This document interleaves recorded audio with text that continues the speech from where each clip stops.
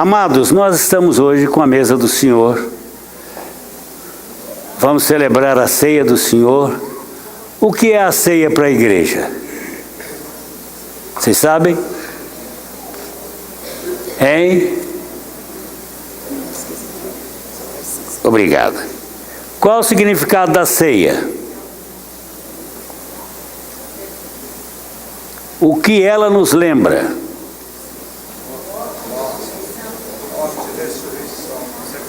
Hein, gente? Jesus mandou que celebrasse a ceia como uma lembrança da sua morte. Lembrássemos da sua morte até quando? Até 2015? Até que ele venha. E que dia que ele vem?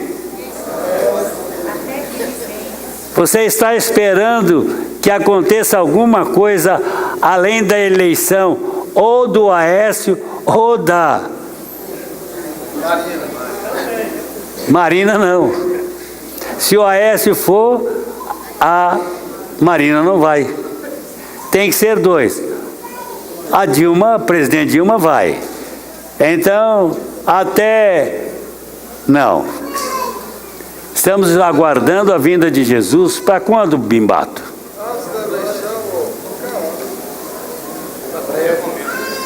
Mas o que vocês pensam sobre a vinda de Jesus? Vocês estão esperando mesmo?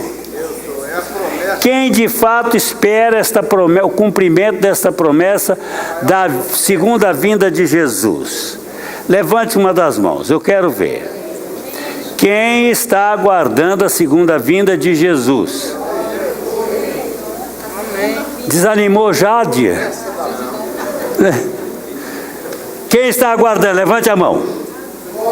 Até que eu veja. Tem alguns que estão mais apressados, estão levantando duas mãos. Já não aguenta o sistema. Bem-vinda, Maria. Você está aguardando, Maria? Agora a pergunta é para quando?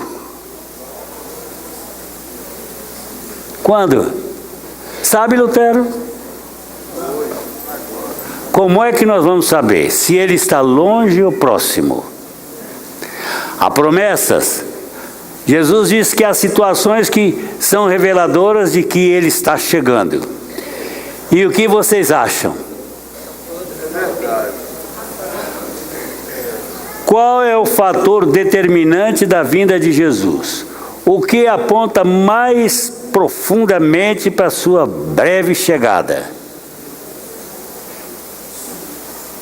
Israel. E Israel hoje vive uma pressão de todas as nações da terra. Vocês já viram um povinho mais rejeitado do que o povo de Israel? Ele não, somente os Estados Unidos é que queima algum esforço por Israel. Mas ninguém. Os cristãos também estão orando por Israel. Mas não há um povo, além do povo de Obama, que faça alguma coisa por Israel. Até a Inglaterra, que já foi cristã, não se importa se pegar fogo em Israel. Alguns brasileiros são apaixonados por Israel, mas o Brasil, que já foi tão preponderante na história de Israel, deixou de ser agora, neste governo, que de fato, diante de todos, este governo rejeitou Israel. Vocês sabiam que o Lula foi fazer uma visita a Israel e ele era o convidado principal de uma celebração em Israel muito importante e ele não foi. Rejeitou o convite. Isso foi muito feio. A Dilma agora fez mais feio do que ele e está falando besteira. Dizendo que a gente deve tratar os... Como é que chama? Os terroristas com muito carinho. Chamá-los para almoçar conosco. Não é que nós temos que tratá-los com muita deferência. Vá tratar um terrorista com deferência, ele corta o seu pescoço. Mandar a Dilma tratar com ele, né? Só assim nós nos veríamos livres dela. Mas então, irmãos, Jesus está vindo. A condição do mundo hoje aponta para a vinda de Jesus.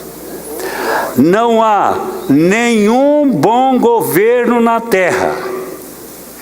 Não há nenhum presidente, nenhum líder da terra que está satisfazendo em plenitude as necessidades das nações, e nós não teremos um aqui. Seja eleita Dilma, seja eleita Marina, seja eleita Aécio, nenhum destes vão corresponder às necessidades reais desta nação. Porque esses líderes não conhecem, com exceção de Marina, não conhecem qual é a real necessidade do homem. Porque o que a terra precisa é da transformação do homem. O que a história precisaria para continuar era a transformação do homem. Mas não acontece. Só há um fator que pode trazer proclamação para a terra. Qual é o fator? Como se chama esse fator?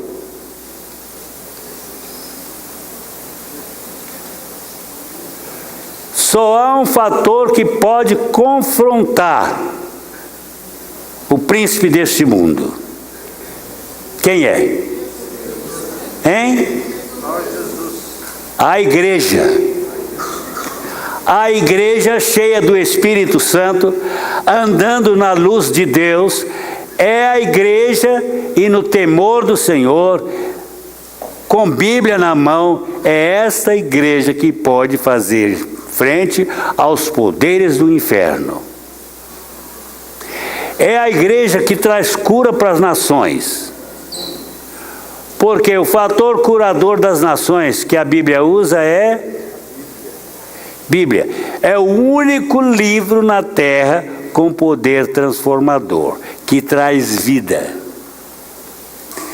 Então, meus amados, a igreja é o fator determinante. E Jesus espera que a igreja cumpra o seu ministério. Hoje, ele está esperando isso. Mas, irmãos, a morte de Jesus é o fator determinante da nossa história.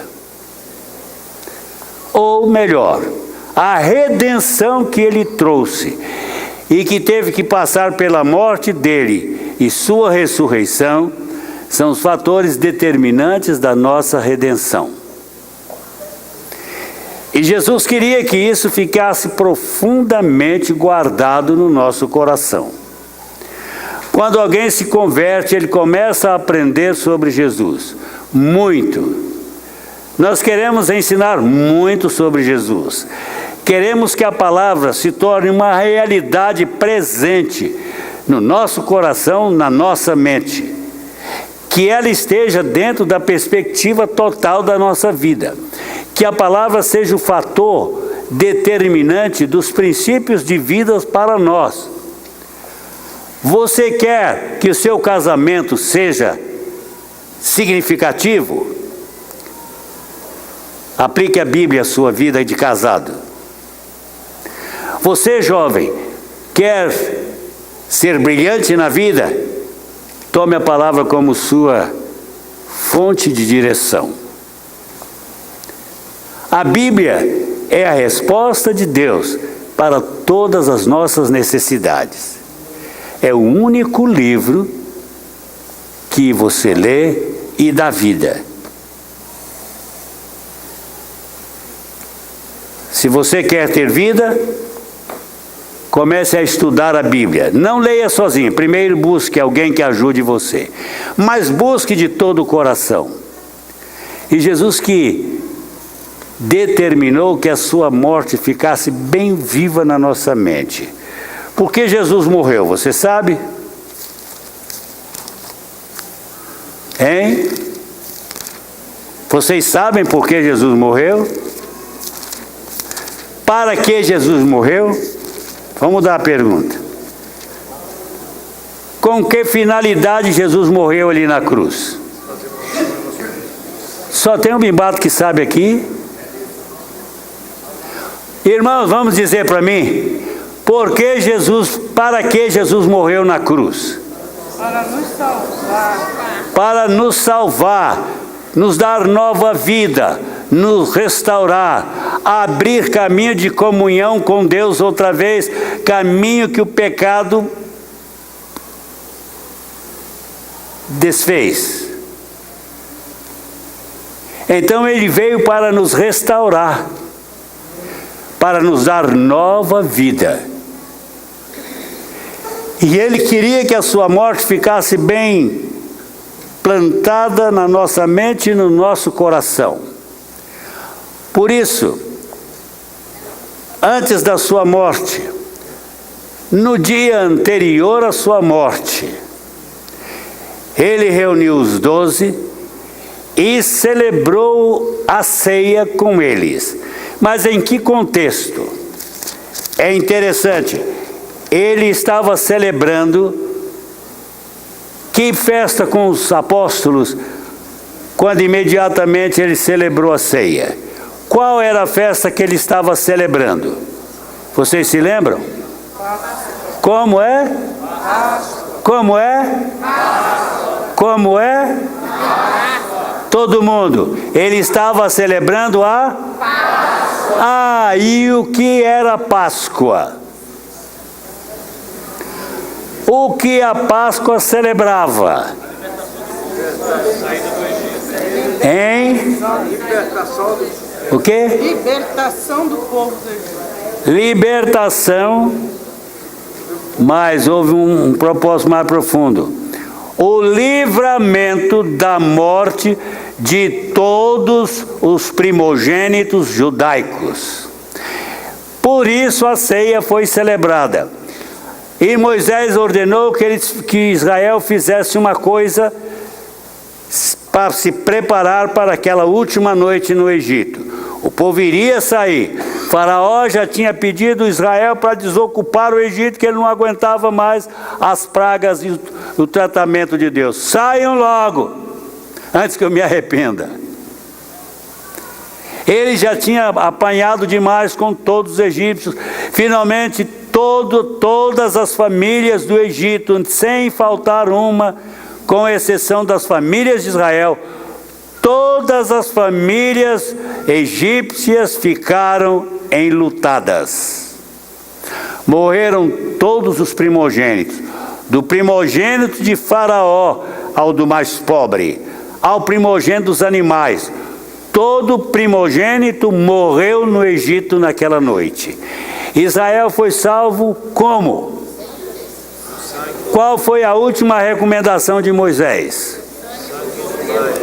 Matem um cordeiro sem defeito, de 1 ano. Matem-no. O sangue vocês vão passar nas ombreiras das portas. E então a sua casa não terá a visitação da morte.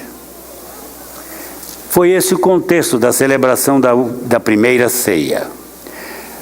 E o que Jesus queria que os discípulos soubessem?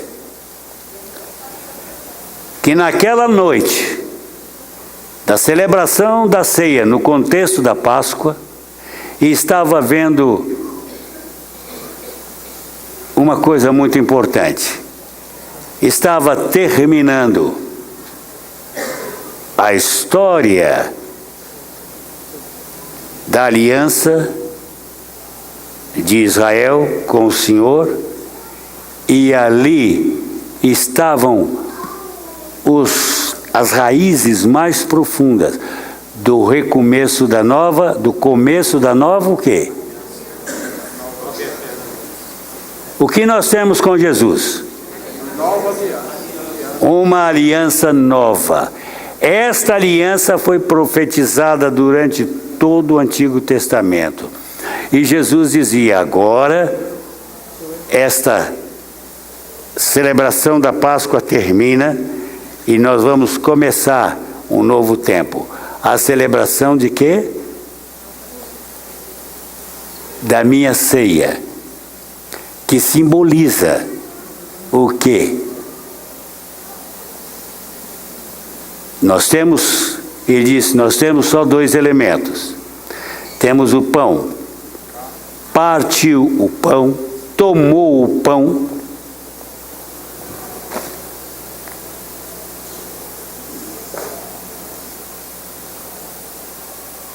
Todos estão vendo esse pão?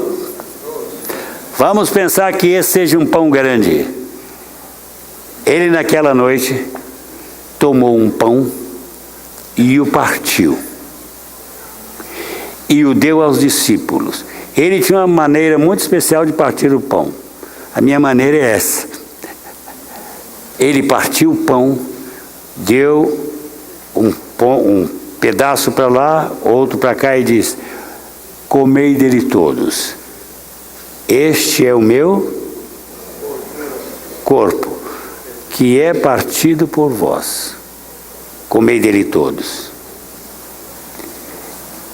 Imediatamente, ele tomou o vinho. O vinho era feito de uva, mas aqui nós tomamos o suco. Mas ele tomou o vinho mesmo. O pão era um pão sem o quê? Sem levedo. Porque naquela ocasião, naquela semana, Israel não usava levedo ou fermento. Fermento era símbolo do pecado, né? Você põe fermento nas coisas e ele imediatamente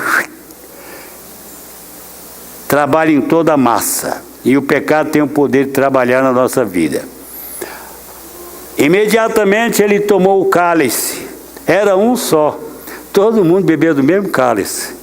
Vocês já pensaram em chegar aqui e dar um cálice aqui, um ali, outro aqui e outro lá. Um cálice bem grande. Vamos pensar numa jarra. Bebei dele todos. E aí cada um vai e bebe um pouquinho. Aí a Solange fica de olho para ver onde foi que a Cláudia bebeu, para ela rodar e beber no outro lugar. Quando o cálice chegar lá atrás, ó Deus, tem misericórdia de mim. Ele tomou o cálice. Nós hoje temos a bênção de poder dar um cálice a cada um. Cada um tem o seu cálice. E hoje já não pode usar um cálice 2 vezes, não. Outro dia uma irmã ficou furiosa porque achou o batom num cálice.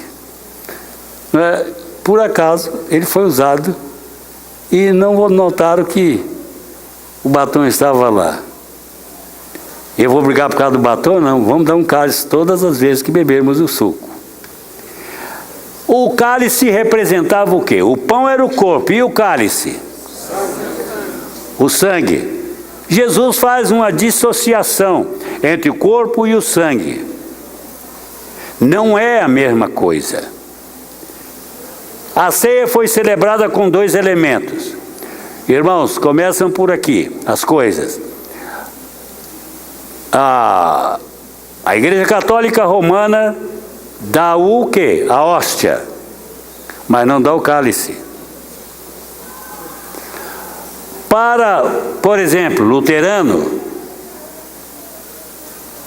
o cálice e o pão é o mesmo nosso, mas o pão, para o luterano, Cristo está com o pão. É chamada consubstanciação. Ele se consubstancia, ele se torna, o pão se torna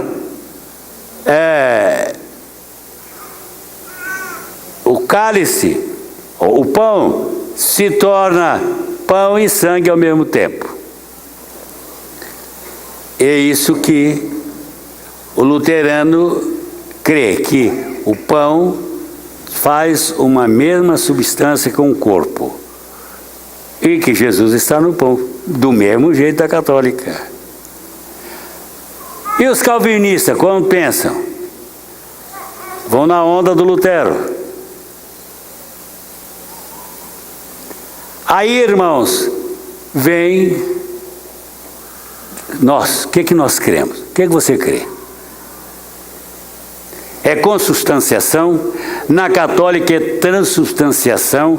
O pão se torna o corpo quando o vigário ora sobre a hóstia, ela se torna o corpo real de Cristo completo. Por isso que eles dão só a hóstia. Nós cremos como Jesus ensinou, que o pão é símbolo do corpo sem se tornar o corpo. Ele não se transubstancia e nem se consubstancia. Ele é pão simbólico do corpo de Jesus. E o cálice? Não é, a nossa ceia não é sacramental. Por quê? Porque na Igreja Católica, tanto o padre usa o sangue como sacramento, como o pão. E uma coisa, eu fui um bom católico, e eu tomei, e eu comunguei. E no dia que eu comungava, teria que fazer a comunhão à noite, e ficar sem alimentar a noite inteira. O padre chegava às 6 horas na minha vila, onde eu morava, 7 horas todos nós comungávamos,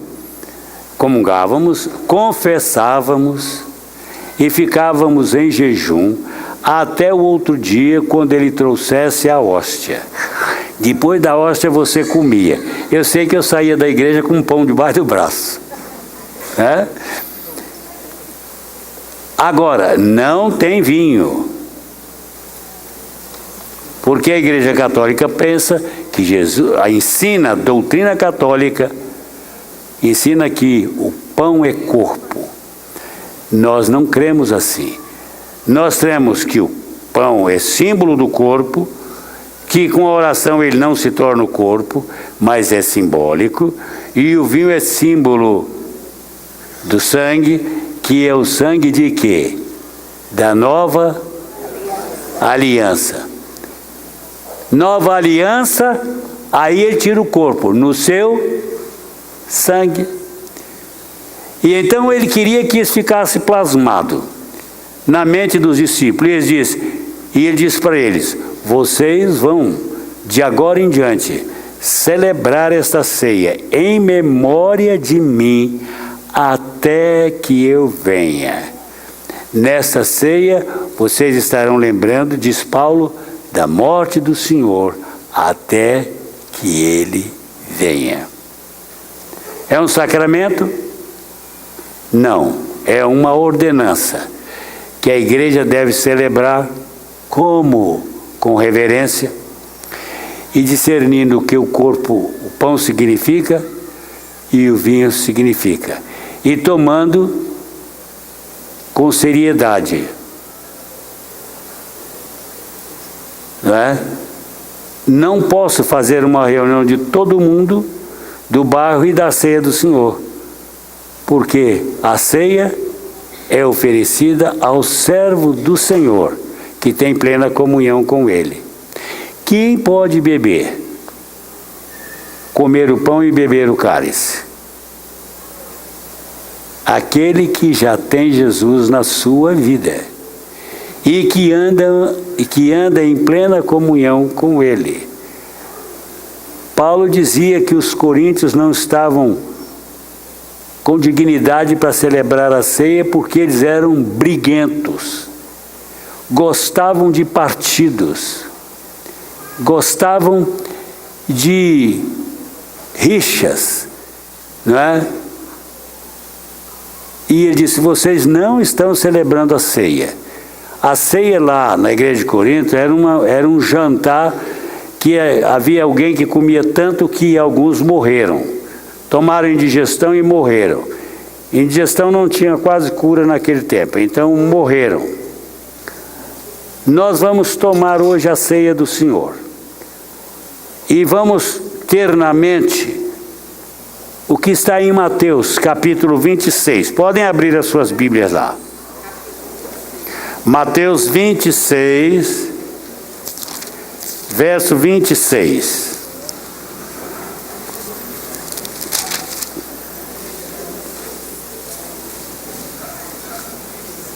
(26 a 30). Vou ler.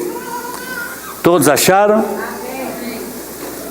Enquanto comiam a Páscoa, tomou Jesus um pão e, abençoando-o, o partiu e o deu aos seus discípulos, dizendo: tomai, comei, isto é o meu corpo. Ele partiu um pão maior, eles ficaram com um pedacinho, e nessa hora que eles com um pedacinho, ele disse: este é o meu corpo.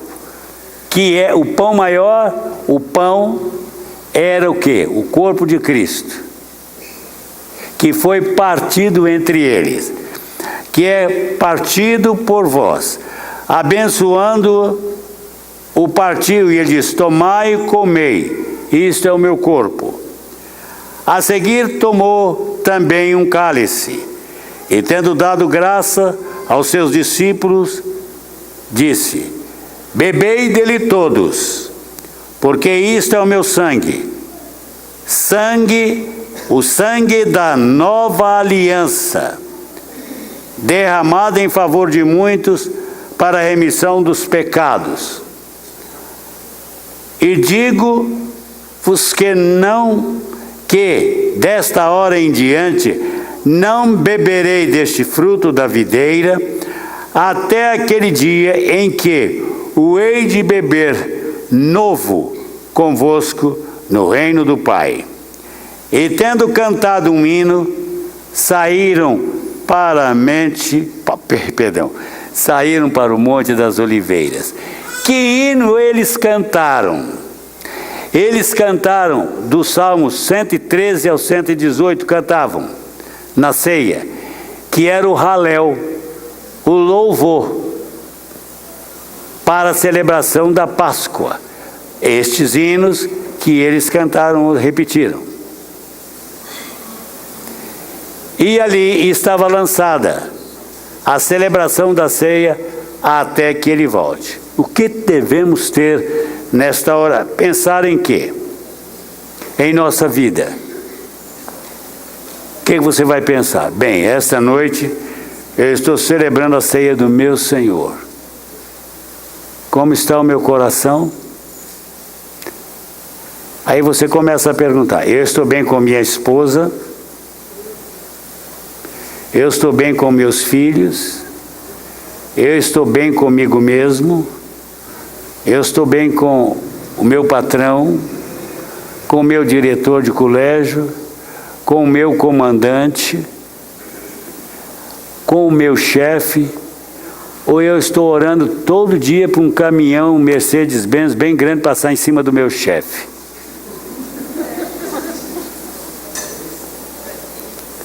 Eu estou bem com a minha vizinha, aquela que tem um galo que canta toda madrugada, ou um papagaio que fala dia e noite, um cachorrinho daqueles bem renitentes, que late e eu quero dar parte dela na polícia. Estou bem com a minha esposa, com o meu marido, com meus filhos. Como eu estou tratando os meus? E com o meu pastor? Será que eu penso nele algum dia, ou estou esperando que ele pregue pouco? Falo mal da mensagem dele? Veja o que está no seu coração. Paulo diz: examine o homem a si mesmo e faça o quê? A Bíblia diz: examine-se o homem a si mesmo. Está falando de mulher também? Está falando de mulher. Examine-se a mulher a si mesmo. Veja o seu coração. O que está no coração das mulheres nesta noite? O que está no coração dos homens? O que está no coração de vocês? Qual pensamento está ocupando a sua mente agora? Então pense nisso. Todo crente em Cristo pode participar da ceia, mas tem que estar em plena comunhão com seu irmão. Certo? Tem alguma pergunta? É hora. Mas eu tenho uma coisa, se alguém aí tiver com problema comigo, vem aqui acertar comigo.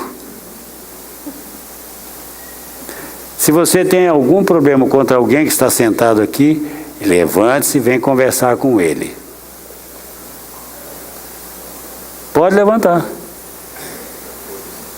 Quem está com problema comigo, pode levantar e vir aqui, para nós acertarmos. Tudo bem? Ninguém? Quem está orando por mim aí, levante a mão, deixa eu ver. Tem pouco, precisa todo mundo. O meu mal exige a oração de todo mundo. Certo? Então, queridos, nós vamos celebrar a ceia agora. Eu quero convidar os irmãos que são os servidores da ceia, são os diáconos desta noite. Venham aqui, por favor. Todos que foram...